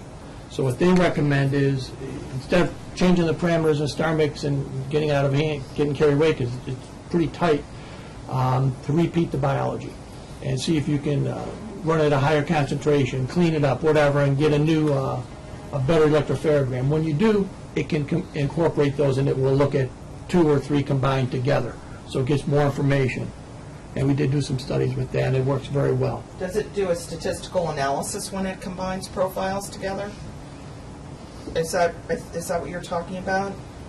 Is taking part of one profile, part of another profile? It looks at the weights between the two of them. It runs them independently. It looks at the weights, and then is able to better deconvolute those profiles and get weights for the various contributors, which is Are how these it works. profiles from the same extract? Yes, absolutely. Oh, yeah, same extract. You can't combine separate extracts, and that's standard in the industry, obviously. No, but I think what you're saying is that you can repeat the iteration, and you can then use a joint likelihood function of some sort that takes information from both. It's the same sample, right? And it's just been run a couple of times. Yeah. And so you get slightly different weights, etc. You say it can combine the two? Yeah, like for labs who run samples in duplicate or triplicate, and there's some labs that will do that. You would put both samples in there, both unknown samples in there, and it will deconvolute with both of them combined. Because there will be differences. Every time you amplify a sample, there will be slight differences. Is that joint likelihood function written anywhere? Is it written down anywhere, how that's done? I'm not familiar with that part of it. We did do it, and it does work quite well. The developmental validation, extensive developmental validation was done by ESR, and they did follow the FBI quality assurance guidelines, and there's been several publications directly related to this. This is just a list of them, so we can skip over those quickly. Just a quick look at some of the things that they've done. Basically, and this is out of their manual. Dr. Buckleton was available by phone. I believe he's running out of time. He has a flight to catch. But in case we had any questions, I would have to defer to him because he did the developmental validation. I did not. But they looked at this very impressive list of things, basically everything about it. And we'll just go through those quickly since we do have a time limit. And they'll get a copy of this, so they can look at the PowerPoint? Yes. Okay, so you will get a copy of this so you can look at these specifically. And then some more. All right, so what we have to do with Star Mix in order to set it up is it has to be modeled according to certain parameters that based on the procedures that the laboratory uses, and this is a list of the things that have to be modeled or configured or optimized in Star Mix. Number of contributors, observed peak height, stutter ratios, camera saturation, drop-in parameters, hyperparameter for variance of locus-specific amplification effects, long-term, and allele and stutter peak height variance. So we'll go over those quickly individually. Number of contributors, the analyst determines that using conventional methods. At this time, the software does not determine the number of contributors, so the analyst has to enter that before the process begins. And basically it's an allele counting and also looking at the ratios. Sometimes the maximum number of alleles does not. Looking at the ratios, you might feel there could be an additional contributor in there. So the analyst does have that option to enter that information. Observed peak heights, this is obtained from the data. And that's input into StarMix. Stutter is calculated per allele. They have a program that will determine that. And that is in the information that was provided in one of the handouts to you. There's a maximum allowable stutter of 30%. Camera saturation, we utilize the manufacturer's default for the 3500. We are only validating it for the 3500, and that's 30,000. Drop-in parameters were determined for the laboratory based on our experimental data and casework data. We determined a maximum drop height which has to be put into the program of 120 RFUs, and this was based on a simple calculation of 2 times the PAT. None of our drop-in approached that value. Then they provided an exponential model calculator to calculate additional drop-in parameters that the software uses, and these were derived from drop-in instances that were found in reagent blanks, negative controls that were run during casework. And this is just an Excel spreadsheet. It's a screen capture of the actual data that is utilized in the software of the final results, and then those A and B parameters over here are the 2 parameters that are input into the software. And we'll see that in a minute where those are input. Variance and locus-specific amplification effects. ESR calculated this for us using a program called Model Maker. We provided 94 single-source profiles from ID Plus using our standard procedures that we utilize. And these range from full to low-level partial profiles. They determined a variance constant and a locus-specific amplification effect. And those values are also input into the software, and we'll see where that's done. Variance is 6.99, which is pretty average for ID Plus. That's in the ballpark. They've looked at ID Plus from other organizations. And the LSAE is 0.0066. So then we followed internal validations. They provided an implementation and validation guide, which you have been provided with in an additional binder.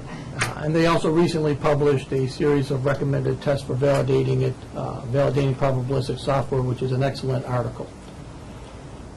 First we did was a check on the likelihood ratio. And this is obviously difficult to do with mixtures, but they suggested this method where you take single source profiles, calculate the likelihood ratio using star mix with the hypotheses given, and then we have an Excel spreadsheet with the same formulas in it, and we were able to verify that by entering the same data into the Excel spreadsheet. And this is the results of that analysis. The results are essentially right on between star mix and the manually calculated likelihood ratio. A couple more off, and that's due to rounding. Where did you get the spreadsheet from? They provided it with the proper formulas that were that you had to utilize.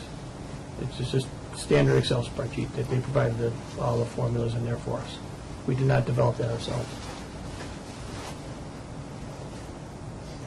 I don't know. That kind of seems funny to me. Oh, we examined the spreadsheet and the formulas that were in it. They were the proper formulas to calculate the likelihood ratio.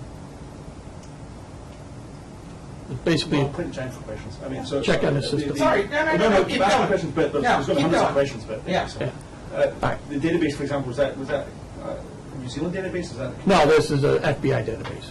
The software is loaded with the FBI database for Caucasian, Black, and Southwest Hispanic. And we verified that manually, looking at the individuals to make sure they are the same allele frequencies. Check of the weights, we ran a dilution series of single source profile. Likelihood ratio for the known contributor was calculated at each dilution, and then we plotted that DNA concentration versus the log of the likelihood ratio, and it demonstrated the expected reduction in the likelihood that is seen with decreasing quantity and quality. And here's a demonstration of that. As you see, a high concentration, which is at the right side of the graph, as the dilution decreases, the log of the likelihood ratio will also decrease, and that's directly due to the fact that the number of alleles that end up being used, because of their sample is diluted out pretty strongly there, will diminish. And so fewer alleles, lower likelihood ratio. And this is an intuitive review of the process, and that's one of the primary things why we're doing this. We did additional weight testing, running mixture samples, two-person mixture at those dilutions that were listed, run through star mix with hypotheses also listed, and then we plotted the log of the LR against the mixture ratio and also the number of interpretal loci. Now, brief explanation of interpretal loci. Star mix will deconvolute a sample, a mixture, and provide a weight for the suggested genotype. According to the ESR, they recommend that if that's going to be utilized, that basically a weight of greater than 99%. That's a high enough confidence that that would be an acceptable or valid genotype for that particular locus. I utilize that in order to generate the number of loci deduced that you see up there. And the data was also manually reviewed, and I agreed with every one of the deductions of the allele calls that the software made. So it was valid, but you can see how the likelihood ratio, log of the likelihood ratio will decrease as the mixture approaches a 1-to-1. Obviously, software cannot deduce a 1-to-1 mixture. zero. At least the software does not, and they do not say that they do either. We did additional weight testing with 3- and 4-person mixtures at those concentrations there. With StarMix also, ran it against one of the contributors to that 3-person mixture, the major profile that was present. And very similar data is found, looking at the number of loci deduced, and also looking at the log of the likelihood ratio. You can see how it decreases as the number of loci deduced will decrease. Reproducibility. This does use Markov chain Monte Carlo. So we tested the reproducibility of it by running a 3-person mixture, the 1-1-1 ratio 10 times. Resulting likelihood ratios were compared to the known contributors were compared. We'll see in a minute the variability is random and that the values obtained between runs remains close. MCMC does generate a new value every time you run a sample.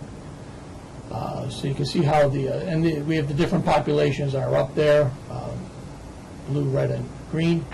And you can see the peaks for each individual color are very close to each other for each of the 10 iterations that were done on this particular sample.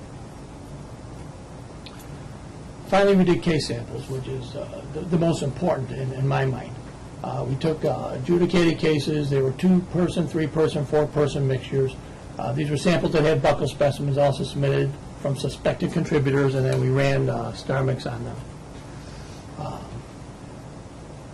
As part of our normal procedure, the analysts would have, before they got to this point, because reports were generated when the case was really done, there were 3 possible conclusions: cannot be excluded, inconclusive, and excluded.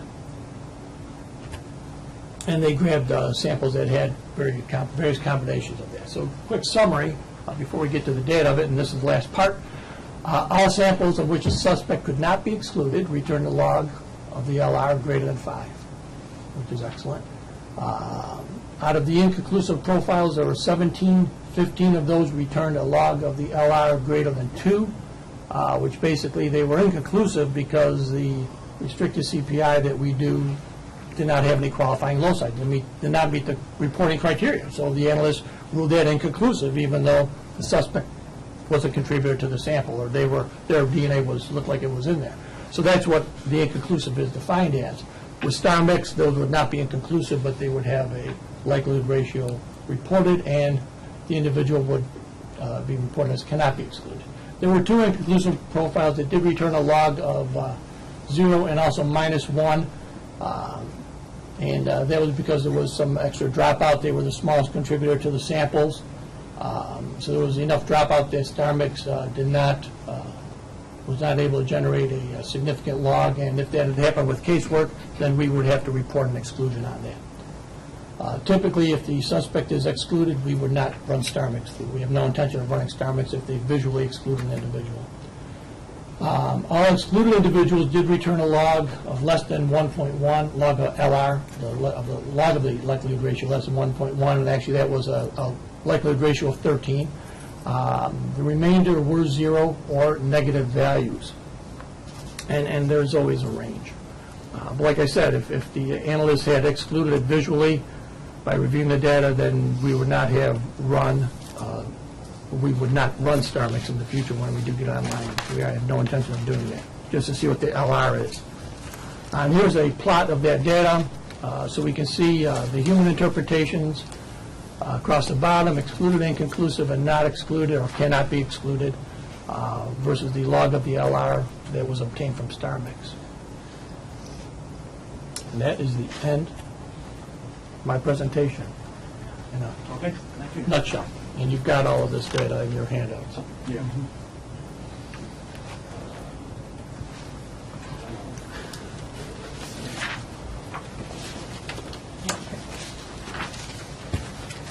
Okay, so from what I can see, been a good start to the validation here.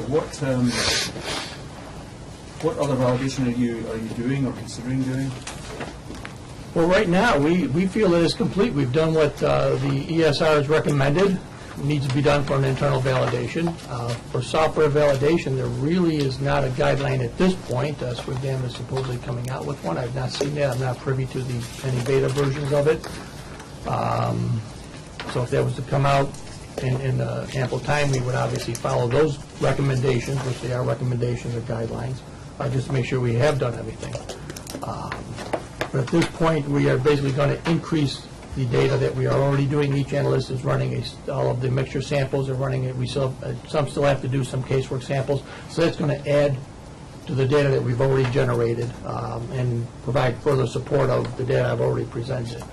All of the preliminary the data that's been run so far has been right on and comparable, and they're running that as part of their training and experience in addition to generating data. It's a great way to generate data and gain experience with the software. On page 14 of the handout in our binder, and that was, I think, the last slide you just showed us? Yes. How are you going to handle the overlap between inconclusive and not excluded in terms of reporting? Well, right now those are inconclusive because our current statistical procedure, we cannot calculate a stat because it falls outside of our inclusionary reporting guidelines, okay? And there are laboratories that it's a regular occurrence. So because of likelihood ratio, running it through StarMix, we're generating a valid likelihood ratio that is reportable, that can contribute to the weight as recommended by the FBI, or required by NDIS, rather. So those would be reported as cannot be excluded. Okay, that's what I'm wondering. Yes. Those individuals, every individual there was, in the analyst's mind, contributing to that mixture profile, but because of maybe not enough, not having the minimum loci, or because they are the minor portion of the profile, which with our restricted CPI guidelines, which have been shown before, we can't calculate a statistic on that minor contributor, but he is still a contributor, but StarMix can because it takes in all of the information, which is the strength of one of the major strengths of StarMix.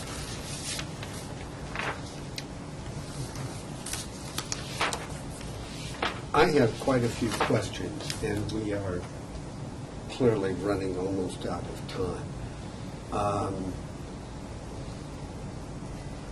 Because we have other business, and I at least have to leave,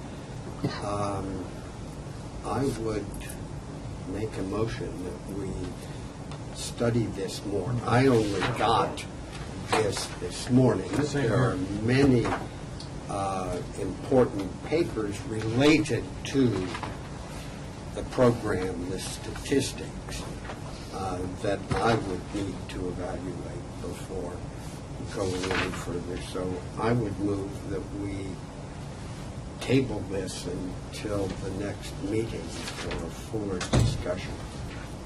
I agree. I agree as well. Joe, I think that from my perspective, I don't think enough validation has been done on this.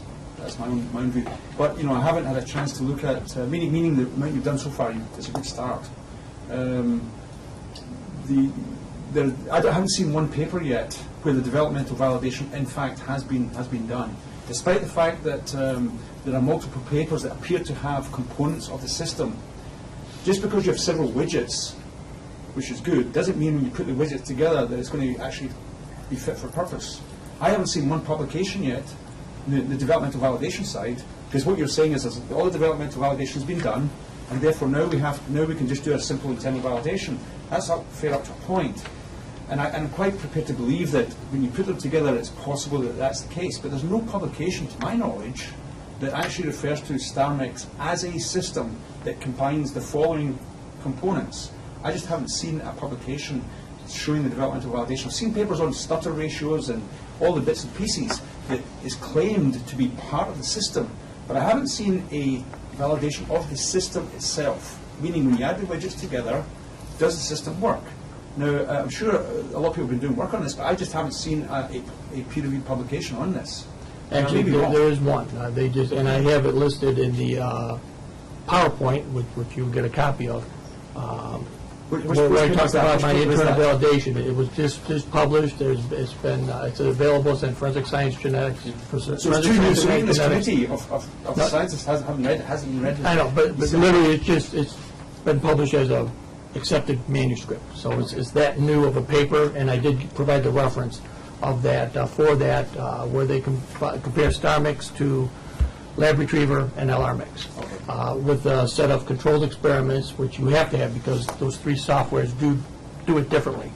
But in order to have comparable results, they controlled it very well. I thought it was an excellent publication So that's good. of actual That's star mix. good. So it has been done. This is what I propose as a chair, but we've discussed this. I think that that we table this now to the next meeting. At the next meeting, we have a good, thorough session, and you can invite the like we did before with other systems, the developer of the system to come as well and give a presentation, a full presentation on what the system is, its strengths and weaknesses, its specificity and sensitivity, right, in the true sense, meaning what's the sensitivity, what's the specificity of the system, meaning, what's the true positive fraction and the true negative fraction compared to the expected, in other words, false positives, false negatives, and also some further work on samples that are degraded in smaller quantities and all sorts of other aspects of the validation that we'd like to see. I'm sure the members of the subcommittee have got many questions, as I do. We can't answer them in this short period of time. We didn't have enough time to review this. So my suggestion is for the committee that I'm seconding. Yes. I'm just going to make another suggestion that I think it would be helpful if we could see some of the cases that you're doing with the raw data in there, rather than just the summary of that. And the second thing is, I think when you're looking at validating the statistics of a program, I would look to another program that's been validated to compare those statistics, rather than using an Excel spreadsheet that came. I'm looking at that as part of the package that came from the vendor. And I'm just saying that if there's just a little mistake in one place, that it's likely that mistake could have been carried over somewhere else. So if it's independent, I would feel more comfortable with that. John, is there any other, in the US, to your knowledge, is there anyone yet using StarMix at this precise moment in casework? I am not privy to that. Once again, Dr. Buckleton was available, No, I'm just asking and he was actually going to provide that answer to I'm that asking you question. as the person who's trying to get the system online here. Do you know? They listed several labs that were evaluating it. Whether they actually have it online at this point, I don't know. I believe the Army actually does have it online, if not literally now. Very shortly, last conversation with one of their individuals. Have you seen the validation studies, for example? No, I've not seen the validation. I do know the FBI is evaluating. I don't know how far they've gone with it and at what point they're going to have it online. So I think, shall we have any other discussion? We can have a motion. I second Ken's motion. Yes. Any discussion? No, but if we could have that with as much time before the meeting, so that we can look at that, it would be. Well, how much time should we devote the next meeting, do you think, to a session on StarMix? How long time-wise? 45 minutes. 45 minutes to an hour? What do you think? Where we could get whoever you want to support from the That date's available, so I would Yes. communicate that to Dr. Buckleton and see if he's available. Or whoever the States. you decide. And it would be very helpful if we have all the additional material Right. long before, so we can forward some of our questions in advance of the meeting. I think that Yeah, would that would be be good. I was not aware that we could do that with you. But if you give me a time frame, how far in advance you would prefer that, I can absolutely meet that You're not deadline. meeting, I mean, you're just sending your individual questions to him. He's not answering them. Right, except he's just for getting, here. there's information that he Can knows gather. that you need to get. And also, we can have a rolling production of stuff to you as well. So historically, in assembling these binders, we do things, but we can produce things faster. The next meeting is in March 13th. So, I don't know, again, I think it'll really depend on the questions you individually pose to Dr. Simic. And once he has them and he can be responsive to those, we'll try and get you those things with as much lead time as possible. But there could be, these won't be the only questions, but there maybe some questions, because questions arise as a result of the presentation, et cetera, et cetera. It would also be nice to include your proposed SOP and your proposed training program. I'm just going to ask one other question, and we kind of did this on some other things in the past. I'll ask it quickly. But is it possible for, like, members of the group to get together to review the data together? Because sometimes, you know, like when we went to the OCME, that was sometimes helpful to say, what is this, what is that? I see this over here. Sometimes if two people are collaborating on that, not If as you a don't whole have a committee. quorum, you can. So if you Okay. don't have four of you, you can talk amongst So what was that? If you don't have a quorum, if there's not four of you together, you're not supposed to meet Okay. without having a public meeting. Four's a game. So pairs of people can discuss. Yes. As we've done in the past. You've gone Three. to New York State. Yeah. So. Okay. 2 or 3. So, John, I think all it is that this we're not criticising this system. We're saying it's a complex system. It's a new approach. No one in the country is using it right now. We need more than just a couple of weeks. We need to look at this properly and in much more depth, just like we did with the other systems. So, because I have plenty of questions, but I didn't want to just release them right now because there's not enough time. So, so do you think is that okay then? Do you understand what we're asking? We're just saying, Yeah, absolutely. So yeah.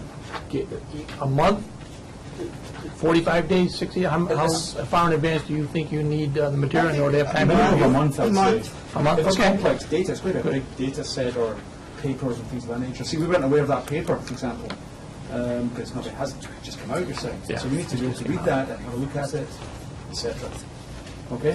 Absolutely. All right. Any other? Did we pass that motion? Was there a unanimous on that Did we motion? pass that motion? No. We didn't get it. I didn't get a unanimous. Seconded, okay, so that was discussion. We mo- All those in favor of the motion? Aye. Thank you. Okay, so, what that motion was basically, And Onondaga the county is going to be utilizing it also. As a matter of fact, they're literally in their training today. It's their last day of training for it. So maybe I will see if I can coordinate with Dr. Corrado and yeah, have a combined effort. absolutely. Yeah, thanks. Okay, the next item is a partial match update, verbal report. And I'll do this very expeditiously since we're really getting short on time. So essentially, to date, there's been 76 names requested. In 31 cases, the evaluation could not confirm it. So 45 names were released. There's 38 cases that were closed, 7 still active, 1 pending its first report. There's a timeline when these reports have to be done. In 3 separate cases, a relative was identified. One of those cases, the relative was actually found to potentially be there through an indirect means. There was a cigarette butt that might have been kicked into a crime scene, and the person had common access to the building, so that person, no further action was taken with that. 2 of those cases resulted in arrest, and 1 resulted in conviction.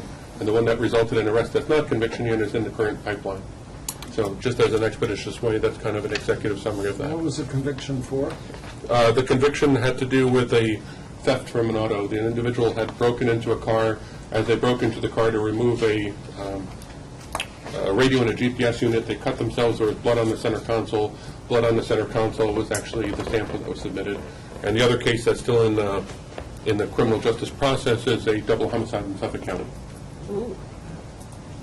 So it's an old cold case, 2 homicide cases that were linked to the suspect.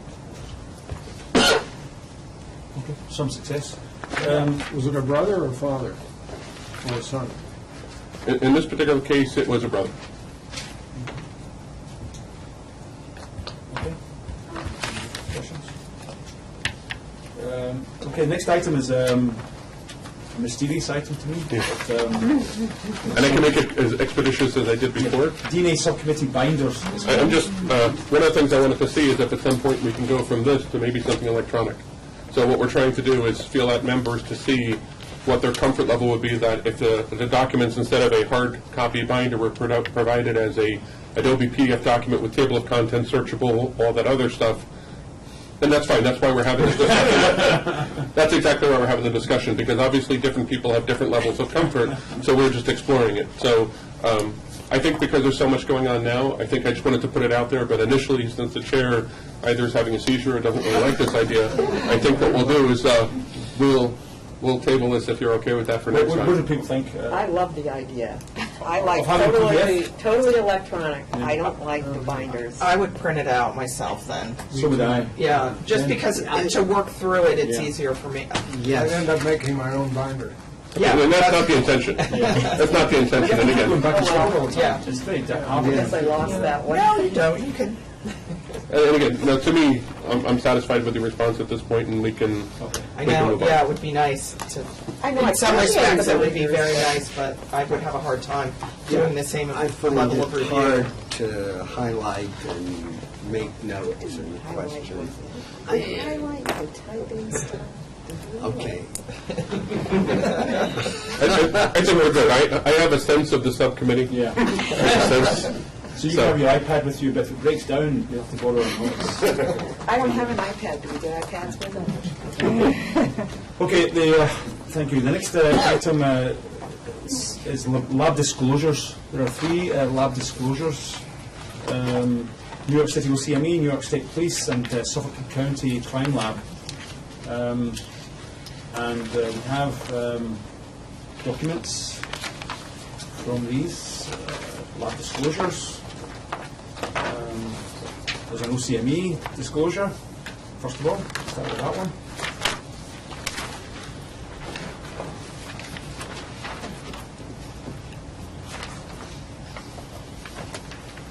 Again, we can make a statement or we can ask you questions. Questions is fine. I'll answer questions. Yeah. Any questions, comments? I would like to thank the lab for doing this, because I don't think enough labs do this housekeeping, QA, QC activity, and I think when I've seen it done in other countries and other places, it's shaken the tree like this and found some inadvertent mistakes that have prevented true so-called hits from being recognized. I think, are you going to do it again every 6 months? Well, you're referring to the ENDIS. That was something that ENDIS had done as a QC check on their own, and they alerted us to these, and then we investigated what the issue was. But could you not initiate this yourselves from the inside as part of a normal protocol? We have, our software allows us to do this continuously with every upload. We look for any potential issues with profiles that are getting uploaded. So it's continuous for us. But you had not found this particular one, or is the software new? The checks that we're doing now are newer. Some of these were quite old issues.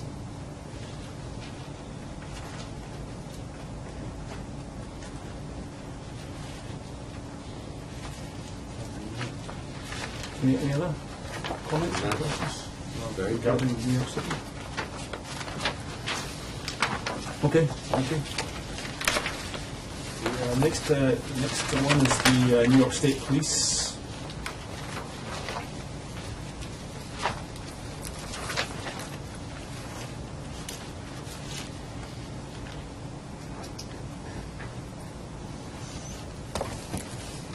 And again, do you want to make a statement or? No, just to answer any questions, Any questions? in the interest of on time. New York State Police.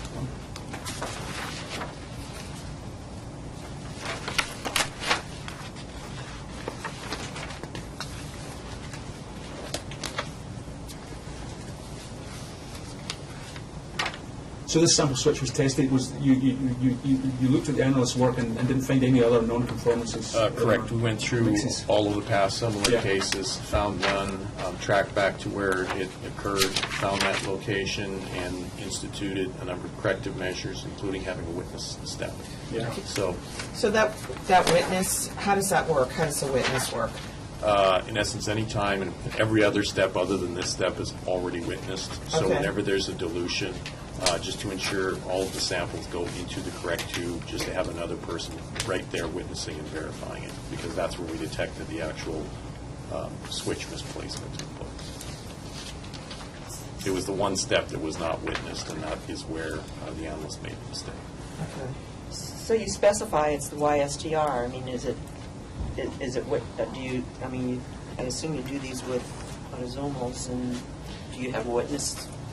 Maybe if I could have Russ Getty, who's the technical leader, who's probably better answer that. Yeah, this is a manual step.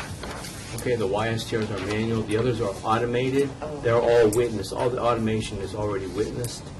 In this Okay. particular case, it was the dilution that was being made prior to the YSTR amp. And again, it's a manual, and the witness step now makes sure that the person is taking it from the correct tube and putting it into the correctly labeled tube for the dilution and subsequent amplification.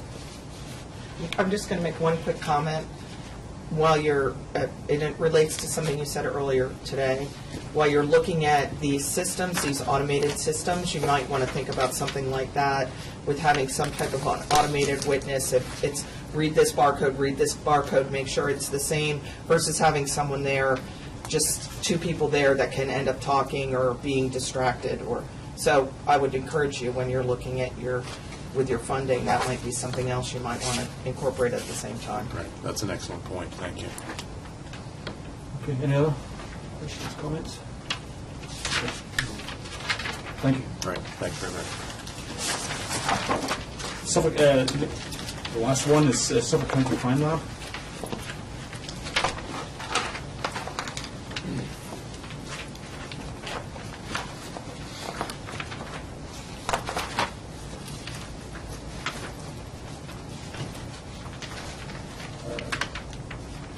Answer questions or? I have something brief to say. Okay.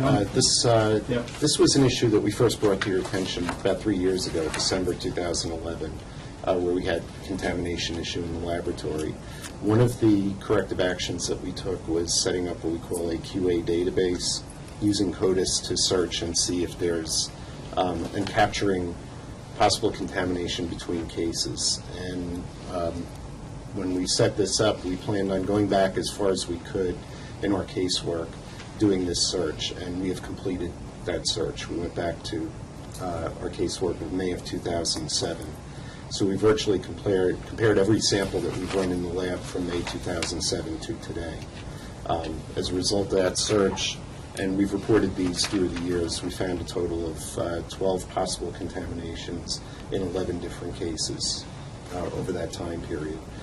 So this was reported to you and was reported to ASCLD Lab, which is now finally closing out the corrective action for that issue. It's an unfortunate thing. It's been seen in almost every jurisdiction where this has been done. Mistakes have been made, which is meaning there's been mistakes, meaning there's been some error in the transcription process or some other process. And these have been picked up by these less than full stringency searches. It's been found in every jurisdiction that's ever tested it. Anyway, so ASCLD Labs closed this also, right? They have, yes. Yeah. Okay. Any other any questions? Okay. Thanks.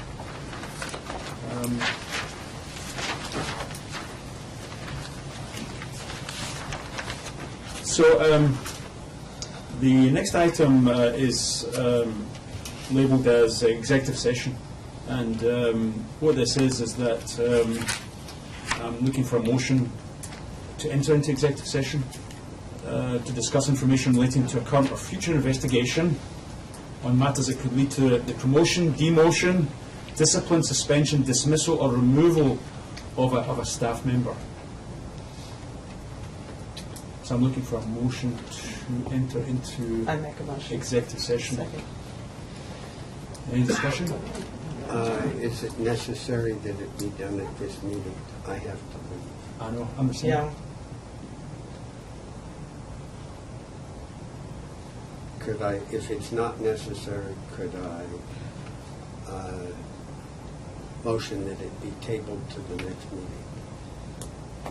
I mean, you still have a quorum if you leave, so I think. I've got to leave as well. Right? They're all Oh, So they're it's up to all- us, yeah. So I was going to ask you the same thing. I was going to ask you to be chair. If the chair's going to have wheels, it's just rolling out. Do you need 4 people? Yes. Is that right? Yeah. It's only a few minutes. Okay, I'm supposed to get a 12 noon train out of Grand Central. Yeah. Can we let Dr. Kim leave, and are these pressing issues that need? We prefer to not wait until March, and Dr. Kidd, I would assume, can be advised by some lawful candidate. Okay, well then let's. Yes. I'm leaving within 10 minutes. Okay. I have to leave Okay. in 10 minutes. So, Yeah, we it's can do it in simple as 10 that. minutes. So do you have a motion? Yes, I make a motion. Seconded. All those in favour? Aye. So this is for members of the DNA subcommittee. Yep. Hello, I'm reconvening the meeting after the executive session. No action was taken during that executive session. It remains for me, unfortunately, we don't have time to yield the floor to Barry. There's no time left. I have to leave right now personally. So I have to. So I'm going to adjourn the meeting. Did you distribute the email I sent you? No. All right. I'm going to have to, instead of distributing this to all of you, I sent it to So Jack Ballantyne. listen, before we do this, I'm adjourning. The meeting is now adjourned. Well,